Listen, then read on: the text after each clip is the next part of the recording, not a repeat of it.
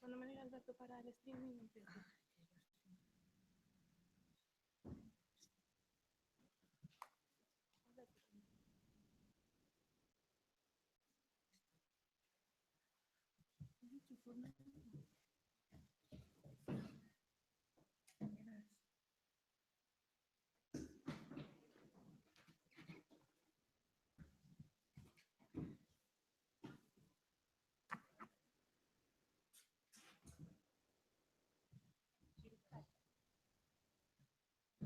Vale, pois boa tarde a todos e todas. Aquí nunha edición máis deste seminario Hábitat a escala humana. Queremos agradecer a Normal e a Universidade da Coruña por cedernos este espazo. Para empezar, queríamos contextualizar brevemente que é Arquitecturas en Fronteira. Unha organización independente que traballa na defensa do dereito ao hábitat. Levamos máis de 20 anos traballando en cooperación internacional en Guatemala, aquí na cidade de Coruña, en proxectos de educación ao desenvolvemento. Neste ámbito educativo é un pouco onde se encadra este seminario. Sentímonos bastante afortunados de poder decir que xa é a cuarta edición desta iniciativa. Está integrada nun proxecto de difusión do dereito ao hábitat que está financiado pola Xunta de Galicia. O seminario xurdiu como un espazo de reflexión onde pensar e debatir entre o grupo, entre todos, pois temas relacionados co hábitat. Sempre intentamos buscar outras visións de outras disciplinas que non foran arquitectos para un pouco engrandecer a nosa mirada. Ao longo das sucesivas edicións fomos tratando diversos temas, pois un pouco a perspectiva filosófica do hábitat, antropolóxica, a xestión social, a intervención social do mesmo. O ano pasado dedicamos todo o seminario ao hábitat e ao xénero. E un pouco, cando empezamos a pensar de que queríamos falar este ano, a todos xurdiunos un pouco a idea de falar sobre participación. Vimos que despois do evento do 15M houve unha serie de movilizacións, de reclamos da cidadanía por democracia máis profunda e participativa. Entón, tamén entraron novas forzas nas institucións que un pouco reclamaban este discurso. Aquí traer e reflexionar que ferramentas, que canles, que métodos a máis efectiva. Nas 3 sesións imos contar con persoas especialistas que nos den a súa visión. A primeira das conferencias será de Manuel Delgado, que está con nós, que, bueno, é Montserrat Galcerán. Queremos agradecervos a ambos que podades estar hoxe aquí. As axendas sabemos que é complicada. Manuel Delgado é doctor en Antropoloxía e Arte. Actualmente é profesor da Universidade de Barcelona de Antropoloxía Religiosa. Leva anos estudiando as identidades colectivas no contexto urbano. É autor de varios libros como Sociedades movedizas ou El espacio público como ideología. E nada, sen máis, vou cederlle o espazo a Manuel. Moitas gracias por estar aquí.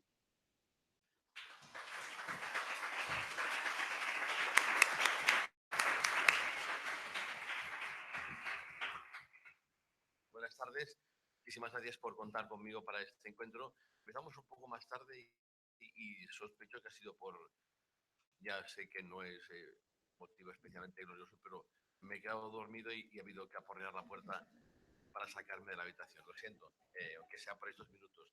Pero ya ven, hablando de participación, bueno, es una forma de participación como otra cualquiera.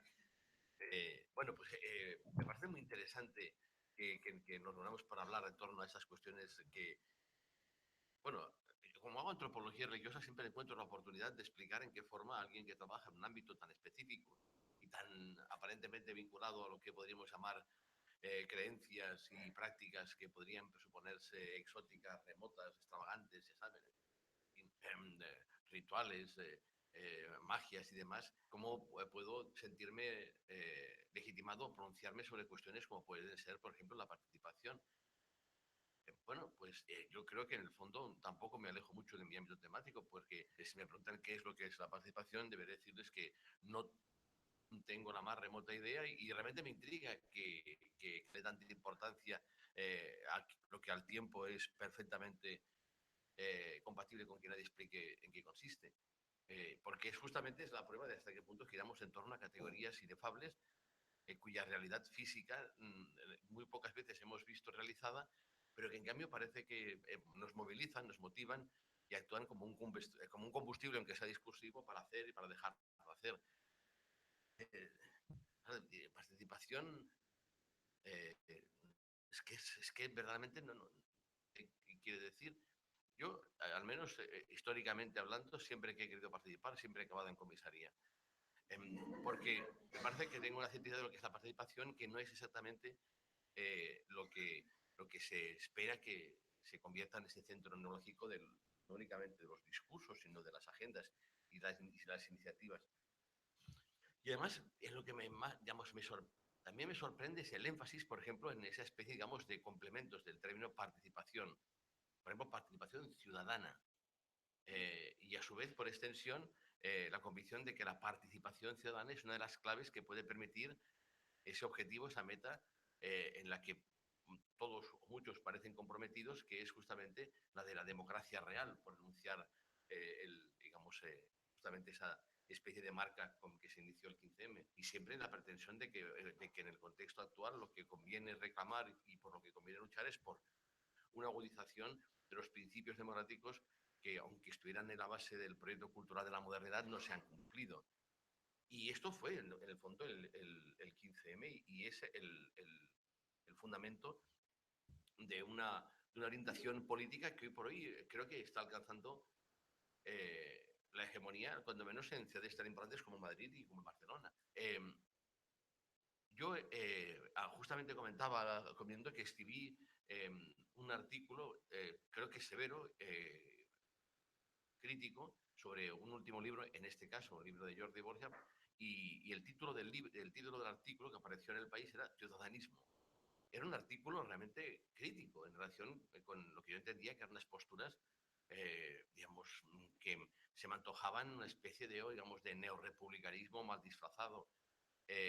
Y bueno, encontré con que el autor del libro me llamó para agradecerme en detalle y felicitarme por la iniciativa y en efecto luego, no porque yo lo dijera, pero luego vi que, por ejemplo, Ada Colau proclamaba públicamente su adhesión al ciudadanismo.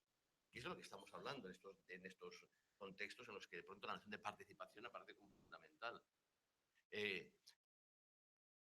Cuando el 15M fui invitado a participar en las asambleas y me invitaron a dar una charla en la que justamente lo que expliqué y quedó colgado en internet, con lo cual existe el testimonio de que fue la postura que mantuve allí, lo que expliqué, lo que compartí fue justamente mi temor, mi inquietud ante lo que podría llamarse justamente el peligro ciudadanista, es decir, el peligro de la mística, de la participación, del espacio democrático, en fin, de los valores abstractos de la civilidad, de la realización física de una promesa democrática no cumplida y advertí porque me pareció que la cosa iba por allí.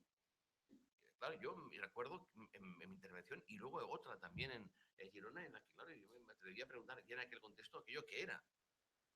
Y claro, me decían, cuando preguntaba si aquello era realmente la continuación de la delgada línea roja, no sé, pues francamente creo que no obtuve una contestación demasiado clara.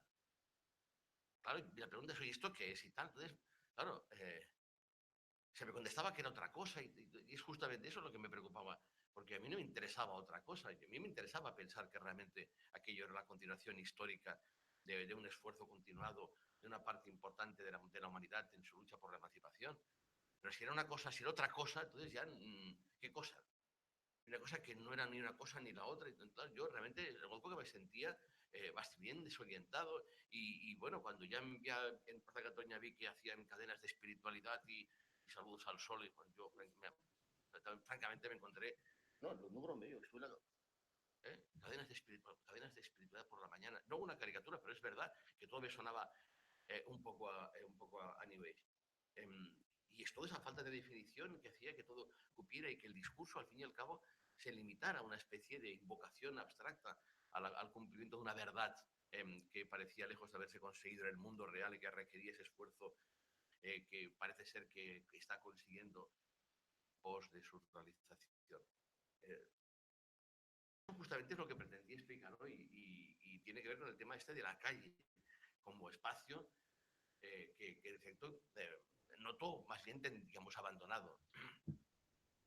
Hablar a la sombra de la actualidad siempre es un riesgo, porque justamente estos días, pues, digo que igual para una parte importante de nosotros, si observen que hablo en primera persona, hay cierta ilusión, esto que pasa, a ver si de pronto es posible que aparezca una nueva forma de hacer política y que esa se... O sea, yo creo que hay muchos que estamos ilusionados, aunque tengamos una sombra de escepticismo bien fundamentado ante el temor de ver repetirse cierta historia de la transición. Pero bueno, pero lo cierto es que ahora, digamos, empezar a poner peros parece un acto casi de irresponsabilidad, porque parece que tenemos todos que empujar con entusiasmo frenético hoy es un mal día para compartir ese tipo de puntos de vista acerca de lo que yo creo que está pasando, que es, hostia, la suerte que está teniendo la calle como lo que fue escenario natural del conflicto, si es que la calle puede ser algo más que escenario para el conflicto, siendo eso el mejor elogio que se le podría dedicar. En una instancia primera, inicial, lo digo porque es verdad que algunos tenemos la impresión, bueno, las instituciones, de una parte importante de cuadros de lo que fueron llamados movimientos sociales, ha implicado, digamos, se nota en el ambiente una cierta desactivación, una cierta desamortización de lo que fueron realmente, digamos, los movimientos sociales en un sentido literal, no como una especie de lo que finalmente acabó siendo una especie, digamos, de superpartido de nuevo cuño, pero un partido al fin y al cabo, sino movimientos literalmente, o apropiaciones que podían ser enemistosas de la calle para convertirla en escenario de la reivindicación. O sea, esto, yo tengo la impresión de que está mal y que es muy posible que esa intuición esté augurando, yo qué sé, una década pues, de sequía. Podría pasar. Y digo que, no sé, yo vengo de una tradición política en que de pronto la consigna es, por fin somos gobierno. Y al final, ni de lucha ni de gobierno. O sea, al final, nada. Lo recuerdo, no sé, claro, ustedes no lo recordarán. Primero porque ocurrió allí consigna del PSU, que en efecto era esa. Digamos, el PSU, PSU, partido de lucha y de gobierno. Y al final ya han visto lo que ha pasado, ni una cosa ni la otra. Pero eso ocurrió. Entonces, de pronto, esa idea de que se puede ser de lucha y de gobierno, se nos antoja un objetivo complicado, por no decir imposible. Pero no era esto de lo que yo quería compartir algo. Y había traído una cosa que es un texto inédito que estoy ahora redactando y, hombre, me apetecía compartir para ver si puede estar bien orientado. Y que es la continuación de algo que ya he publicado y que tiene que ver con toda esta historia del espacio público. Un libro hace unos años que justamente advertía de acerca de... Y esto, los arquitectos que estáis aquí, me gustaría que lo confirmarais a partir de qué momento se incorpora el concepto de espacio público, no únicamente a los discursos políticos, sino también al propio dialecto de diseñadores urbanos, de arquitectos, de urbanistas, porque es un concepto que realmente no existía apenas mucho antes de los años 80. Espacio público, no lugar público, espacio público como una categoría que en el fondo es una categoría política, una categoría tomada de la filosofía política, ya saben, Kosilek, Habermas, Hannah Arendt, en la que no existía una asignación de un espacio físico al espacio público. El espacio público era un espacio abstracto, pero no era un espacio físico, no era ese lugar que está ahí fuera cuando salimos de nuestra casa y nos enfrentamos con el exterior urbano. Entonces, la idea, digamos, de cómo se empieza a poner en circulación ya de por sí me parecía intrigante, pero eso, digamos, y de hecho fue parte de lo que expliqué en la Plaza Cataluña en el 15M, pero después de escribir y de publicar aquello, yo creo que la cosa se ha ido complicando, porque en la práctica, no nos engañemos, el 15M no implicó una toma de las calles, implicó una toma del espacio público, justamente para exigir que se convirtiera en lo que era. No sé si coinciden conmigo en esta percepción, pero yo creo que lo interesante de la ocupación de las plazas es que no se trataba únicamente de acampar allí y, decíamos, y de ocupar la plaza al viejo estilo, convirtiéndola en escenario natural de una lucha, de una vindicación. Se trataba, digamos, de otorgarle a ese espacio un protagonismo central, puesto que se le exigía que se convirtiese en lo que debía ser.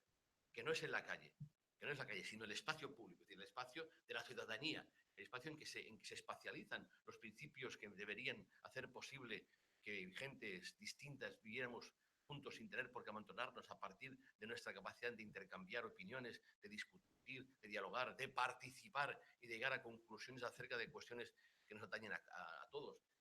No era la calle, era el espacio público.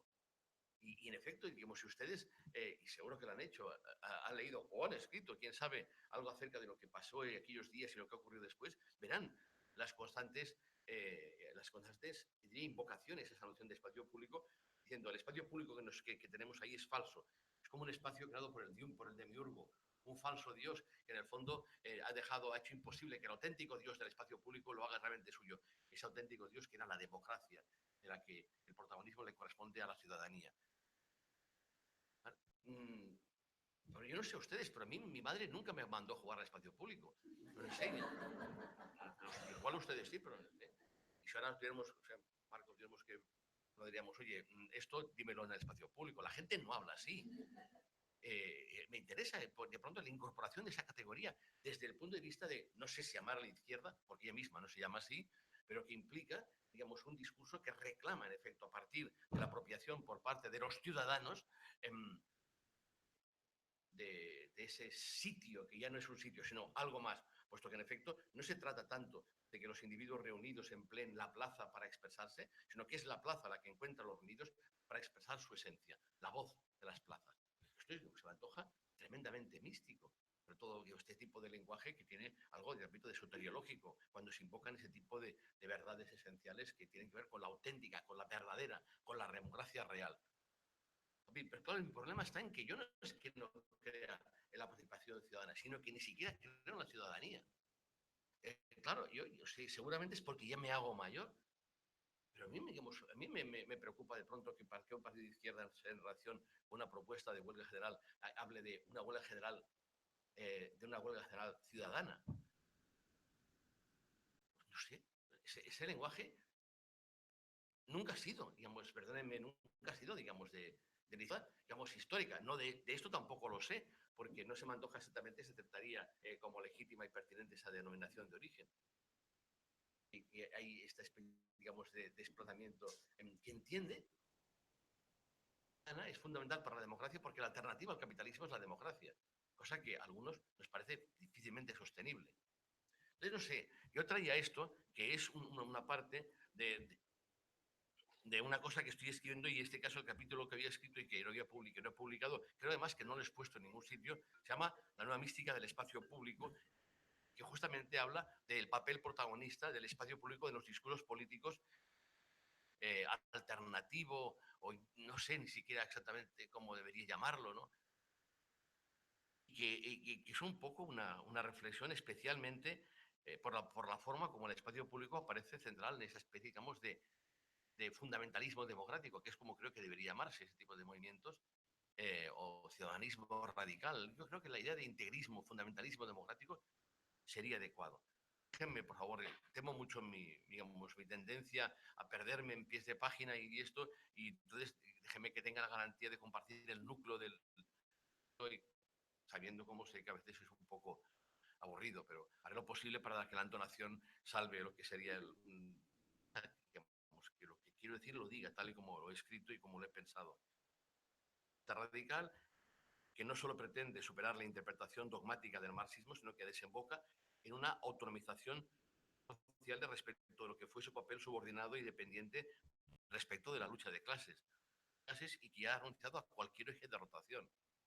Para la democracia radical, el espacio público no es ya la comarca física accesible a todos, sino el espacio, un territorio desterritorializado, que es la versión expandida y universal, dislocada o deslocalizada de esos espacios concretos que fueron el ágora griega, según Arendt, o según Habermas, por ejemplo, los salones ilustrados, espacialización irreal de la no menos irreal esfera pública burguesa y de su despliegue, digamos, como sociedad civil, que en el fondo es de lo que estamos hablando, la restauración del viejo concepto hegeliano de sociedad civil, aquella arena de mediación centrada, cito a Hegel, en la persona concreta en cuanto sustancialmente en relación con otra igual individualidad. En tanto que debe cumplir su misión de suelo de esa sociedad civil rejuvenecida, el espacio público debe objetivarse ahora en ese marco sensible que hasta entonces había sido simplemente la calle, de escenario programático de y para la auténtica civilidad, no la corrupta y adulterada actual, sino por fin, en tanto que verdadero marco autogestionado de discusión y acción en el seno del cual el individuo de su máximo nivel de institucionalización política, sino que se ve investido de toda su dignidad moral como fundamento innegociable de la mística democrática de la obediencia libremente consentida. En el fondo, ese espacio público ideal que se reclama y que consigue, que se cree haber dramatizado físicamente, por ejemplo, en las ocupaciones de las plazas, solo puede ser el escenario por el que transcurra la actividad pública de un imaginario ciudadano universal, o lo que es lo mismo, una clase media internacional que ha visto por fin realizado el sueño imposible de una integración de las conductas basado en las buenas prácticas y las competencias comunicacionales. Esa pequeña burguesía cosmopolita es aquella cuyos hijos e hijas son quienes nutren esa nueva multitud negriana, no en vano nutrida sobre todo por jóvenes empleados orientados hacia las formas de producción inmaterial que han venido a ocupar el lugar central que ocupara el viejo trabajo industrial y que no deja de coincidir con la mística creativa a la que el capitalismo confía su propia reproducción en la nueva era tecnológica.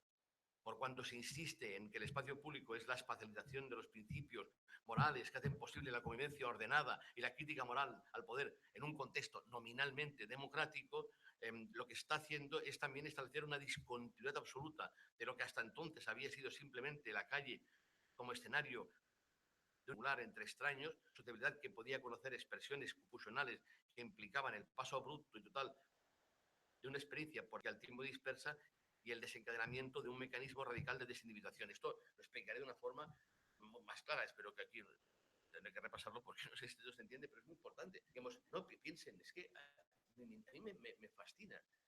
No se percibe cuál es la raíz, cuál es la historia del concepto de público y especialmente por extensión de su espacio. Pero si alguien se dedica y tiene tiempo de buscar cuál es la génesis del concepto de público, verá que es indesligable de la necesidad por parte de una burguesía asustada, que es con la que asiste a los fantasmas, hablo en plural, que recorren Europa a finales del XIX y que requiere justamente un tipo de concepción de la copresencia social y de la colaboración entre desconocidos que no pase por el peor enemigo, lo que más detestaba y temía, que era justamente las masas, que eran las que se apropiaban de una forma amistosa de las calles y que implicaban de pronto la aparición de fenómenos de desindividuación en que los individuos perdían de vista su subjetividad para abandonarse a algo parecido a un delirio colectivo, parecido a la posesión, al trauma extático, al sueño o a la histeria preferiblemente femenina. Las masas siempre fueron femeninas, porque sus características en efecto recordaban lo que la misoginia de final del XIX entendía que era el temperamento femenino, que hacía que las masas debían ser seducidas. Fue lo que hizo Hitler. Pero fue en ese contexto en el que los psicólogos de masas, básicamente Le Bon, acuñan ese concepto de público como un tipo de vinculación social no fusional. Es decir, en la que la comunicación se establecía a distancia, a través de los medios de comunicación, por ejemplo, lo cual generaba eso que llamaban la opinión, que permitía que las personas se pusieran de acuerdo sin tener por qué verse, ni menos tocarse.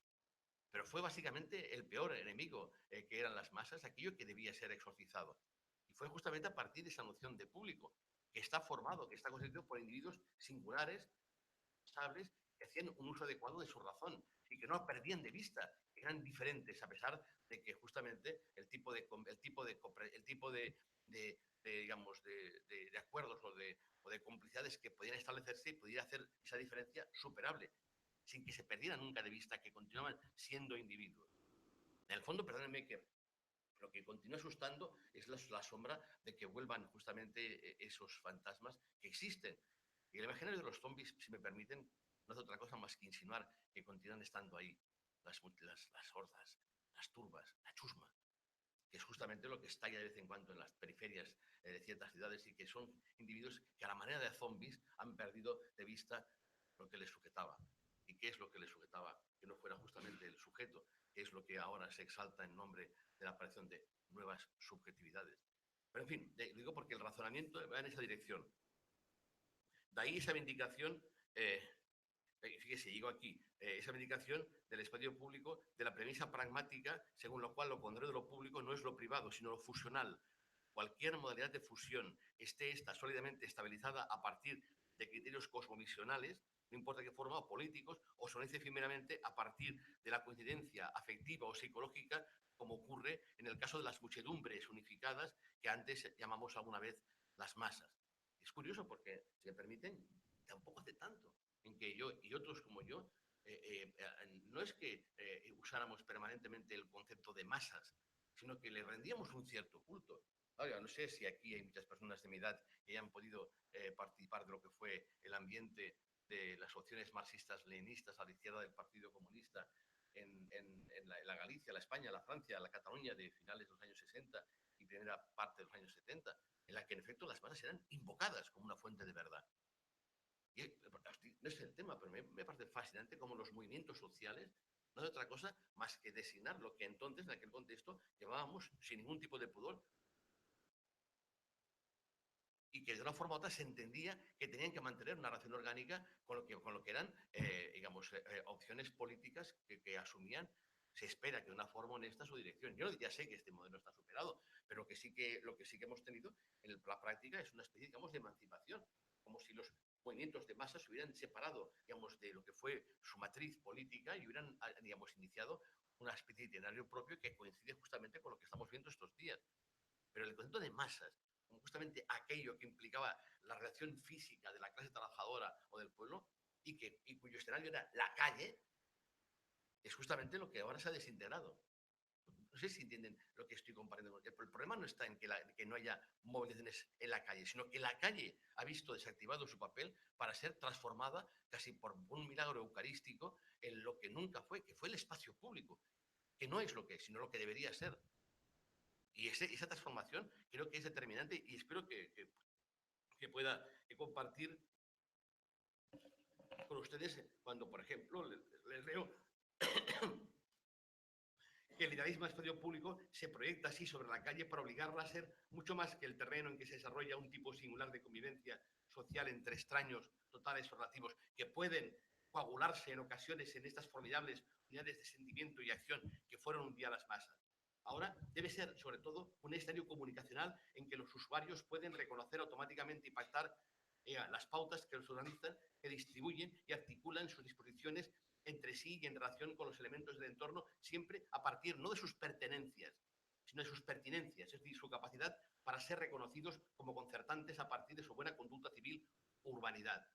Lo que distingue ahí, siempre a nivel teórico, por supuesto nunca real, no es un conjunto homogéneo de componentes humanos, sino una conformación de agentes dispersos que se ponen de acuerdo no en qué pensar o sentir, sino en cómo hacer que se encadenen armónicamente una serie ininterrumpida de acontecimientos en un contexto que ha devenido una pura abstracción en el que el conflicto es prácticamente inconcebible, puesto que exige un estado de conciliación y reconciliación permanentemente reactivos a través de la negociación y el consenso. En este caso, los presupuestos de inferencia para la acción pertinente no solo pueden prescindir de que cada cual se presente a sí mismo, es decir, se identifique, sino que se supone que pueden y deben hacer abstracción de su estatus social, de su aspecto fenotípico, de sus pensamientos, de sus sentimientos, de su género, de su ideología, de su religión, de cualquier otra afiliación o marcaje que, digamos, que se considera, al que se considera adscrito. Y el que únicamente cuenta sus virtudes morales, sus competencias comunicacionales y su capacidad de asumir decisiones colectivamente vinculantes.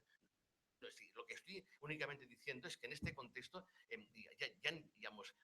ya no existen individuos que se proclamen algo, sino que existen abstracciones a las que podemos llamar los muchos, la multitud en el sentido, espinosiano de la palabra, en el que de pronto tú puedes llegar, puedes sumarte, por ejemplo, en este caso a la acampada, y hacer como si entrases en un mundo de luz y de color, en que lo que cuenta básicamente es tu capacidad de pronunciarte, de comunicarte, de discutir, y en el que puedes hacer como si el mundo real ya no existiera, como si más allá de la plaza lo que hubiera fuera una especie, digamos, de neblina que te impide disfrutar del placer de estar con gente con la que te comunicas en un mundo en el que solamente hay comunicación, pero que cualquiera de los elementos fundamentales de los que depende nuestra vida ha desaparecido, porque ya no somos nada. Lo que viene aquí justamente es esta cosa que también está, vinculada a ella, que es el tema este del anonimato, que también ha sido objeto de una reflexión. No sé si a mi buena amiga Marina Garcés le enfadará que diga esto, porque fue ella quien me invitó a participar de un número de punto de precisamente acerca de esto del anonimato. Nadie puede ser anónimo. Eso, digamos, no soy nadie, digamos, el rollo La Polla Records, digamos, no es mentira, digamos, te reconocen, se te nota en la cara. Se sabe perfectamente de dónde vienes. Me entusiasma Pierre Bourdieu cuando, por ejemplo, habla de que los individuos que pueden haber experimentado la sensación del flechazo en una discoteca a ciertas horas de la noche, cuando de pronto notan que algo les una partida, una vida. Mentira. En una fracción de segundo han tenido tiempo de fijarse en los zapatos, si están sucios, si están limpios, de qué marca son, dónde vive el tipo del que te enamoras como si fuera un acto milagroso. Es imposible, no existe el anonimato. Los pequeños detalles nos delatan.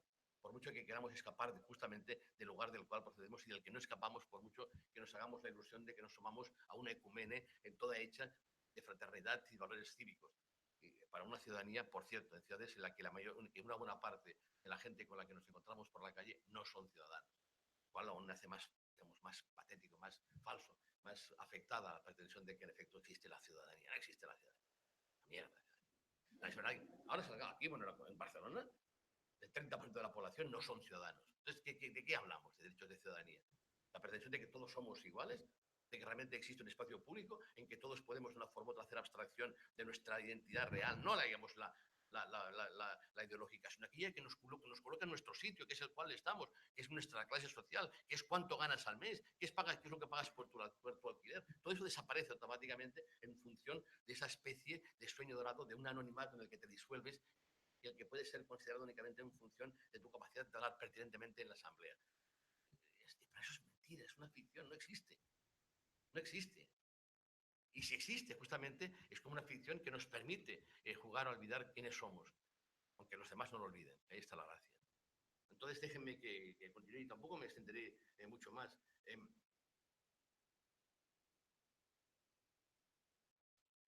Se produce, como se ve, un traslado físico de los axiomas que rigen la arena pública democrática, conformada por individuos indeterminados que se pasan el tiempo intercambiando argumentos racionales, a la calle, convertida ahora en espacio público postulado por la tradición filosófica republicana, que despliegue una sociedad cuyos componentes son reconocidos como concertantes al margen de su identidad y que saben, y en la medida en que saben actuar y actúan de forma adecuada y justificada. Por eso es lo que se concreta la figura actual del activista, que ocupa el lugar del antiguo militante. ¿Y qué es eso? Alguien que actúa, puesto que la lucha misma se concibe como el conjunto de actividades independientes, de sujetos sociales independientes, que independientemente actúan de manera creativa desde su propia unicidad, en cuyo ejemplo moral se adivina un mundo nuevo.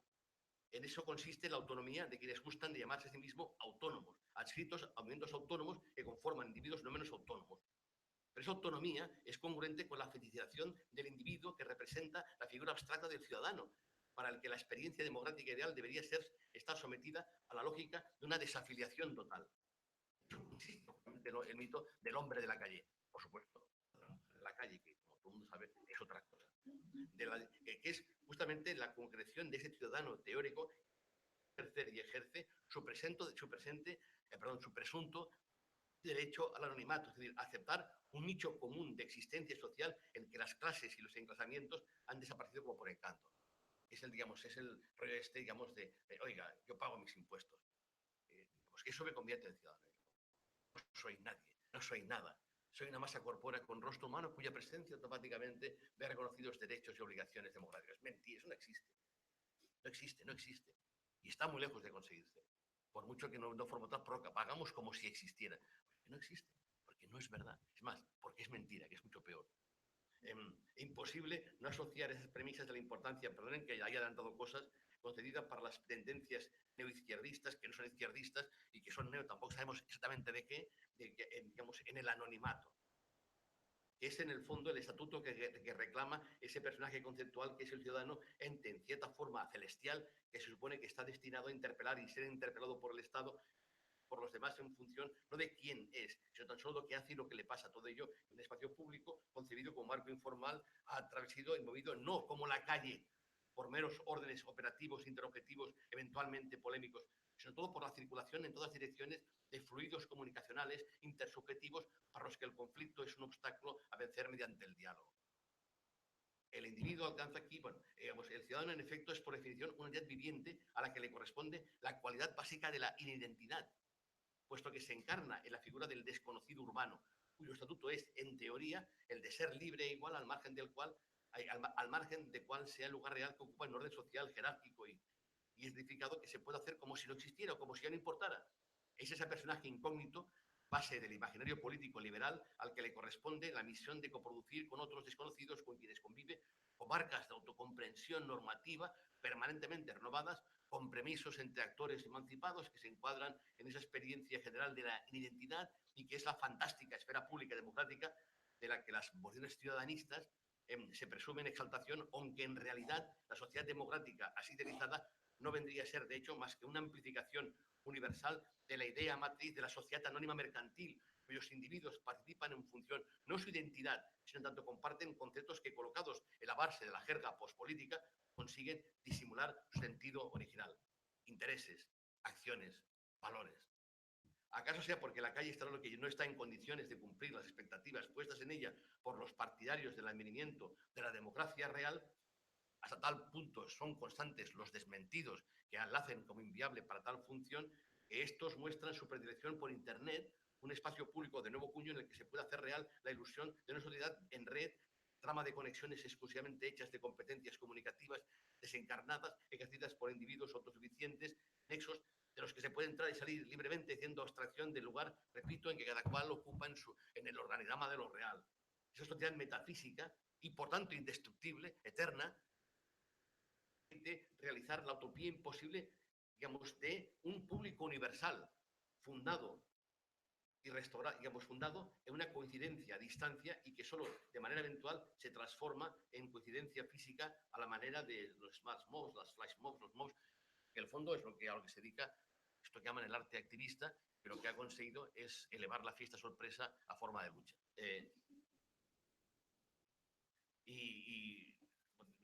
De hecho, la multitud de ese posmarxismo, que es premarxismo, digamos, es la vindicación de Spinoza, de lo que es la teoría política barroca, digamos, que es lo que hereda justamente de la idea de público, la idea, digamos, es que no quiero tampoco calentarles la cabeza con referentes teóricos, pero estoy pensando especialmente en la tesis doctoral de Robert F. Rappard, uno de los fundadores de la Escuela de Chicago, que en el fondo hace una tesis sobre la diferencia entre público y masa, que elabora lo que había sido la proposición de Gabriel Tarde en un libro que está traducido al castellano, que es La opinión y la multitud, siempre a partir de esa noción del público como red.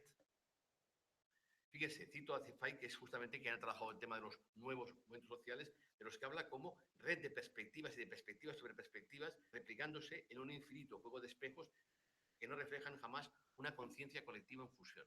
¿No se dan cuenta que el problema realmente grave con el que nos enfrentamos es en que en estos términos es prácticamente imposible definir qué es lo colectivo? ¿Qué es lo colectivo ya? ¿Dónde está lo colectivo? ¿En qué consiste? ¿Quién lo define? Digamos, ¿cómo lo puedo encontrar? ¿Cómo lo puedo formalizar? Pues prácticamente, digamos, esa perspectiva, lo colectivo ha desaparecido, se ha desintegrado. Y en su lugar, lo que hay básicamente son ciudadanos conscientes, autoconscientes, autosuficientes, autogestionados, autodiseñados, que se hacen presentes en la esfera pública y que además pretenden que nadie les represente. Pero eso hace prácticamente imposible que cuaje cualquier cosa que se parezca a una definición, digamos, clara, y no digamos una definición, digamos, con vocación de estar en la realidad de lo que en otra época nos hubiéramos atrevido a llamar lo colectivo. Bueno, ahora me refiero aquí a esto de la multitud inteligente, el tema de Internet, pero déjenme que no les aburra más y que vaya al párrafo final. Se cumple así, en este nuevo dominio aparentemente sin dominio de las nuevas tecnologías, el objetivo final de la desactivación definitiva de las masas urbanas, ya no disueltas por la policía o el ejército, ni secuestradas por la demagogia de líderes aberrantes, ni embaucadas por la televisión, y tampoco aletargadas por la hipnosis colectiva, gran espectáculo consumista, la dispersión de las masas, el viejo objetivo franquista, disuélvanse, no me formen grupos.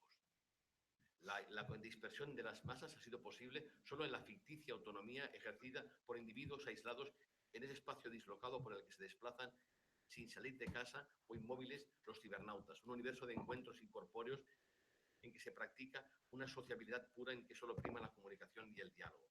Solo de vez en cuando esa nebulosa metafísica se sustancia en convergencias materiales que no no en vano asumen la asamblea como estado natural, puesto que no dejan de ser grandes chats en vivos, en los que se realiza el sueño dorado del público como colosal conversación de todos con todos.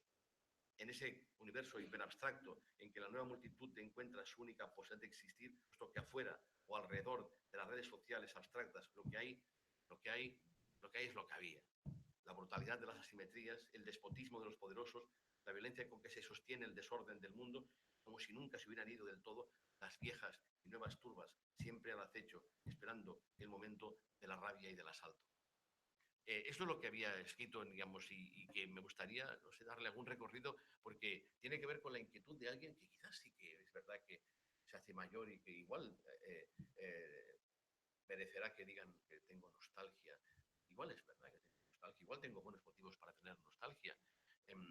Pero francamente, yo lo que me encuentro es que hay una especie de perspectiva política que, digamos, parece nutrirse de movimientos simbólicos en el que todo consiste en manejar un lenguaje políticamente correcto, en el que las cuestiones fundamentales, digamos, de las que depende todo, que es de quién es el suelo, por ejemplo, y aparecen, y en el que todo consiste básicamente en un intercambio de buenas vibraciones en la que podamos sentirnos satisfechos con el deber cumplido, con la expectativa de que un día la democracia en sí, al margen de cuál sea, al margen de reconocer cuáles son sus orígenes y para quién ha servido, para que pues, pueda cumplir su promesa de igualdad. Entonces, bueno, francamente, tal vez eso lo que veo es, en la práctica, una reforma ética del capitalismo, que en el fondo le reprocha al capitalismo, hombre, que sea tan brutal y tan desconsiderado, porque tampoco hace falta pasarse. Porque en el fondo es posible, básicamente, un capitalismo, digamos, compasivo, ¿sabes? Incluso por fin conseguir la meta, que es en el fondo la que busca el ciudadanismo, que es por fin conseguir la utopía de un capitalismo enrollado. Bueno, en ese sentido, pues claro, pues no digo que me borren porque yo me apunto ya que sé, a ver qué hay que hacer. Que hay que ir, digamos, pues venga, vamos, yo qué sé, digamos, es poca cosa y tal, y en cuanto de pronto te sales de la Plaza Cataluña, como pasó en el Parlamento, pues entonces te machacan vivo. Y eso implica, pues en efecto, pues un cierto pesimismo. Ahora, bien, fíjese, para que vean la paradoja y la contradicción, que asumo sin ningún tipo de inconveniente. Ahora parece ser, no sé, que han llegado a un acuerdo. Hombre, pues no sé, haré como que me ilusione y tal, y les votaré, en fin, tal. Claro, pero a costa básicamente de no decir lo que pienso. Que en el fondo, decir, esto va a ser lo mismo. Pero en todo caso es igual, ustedes no me hagan caso, continúen con su entusiasmo, estén convencidos de que hacen lo correcto, de que están en el buen camino, dense mutuamente las manos como si estuviéramos en misa, dense la paz y crean que están en el buen camino, como demuestra que han venido aquí para escucharnos. Bueno, muchas gracias por la atención.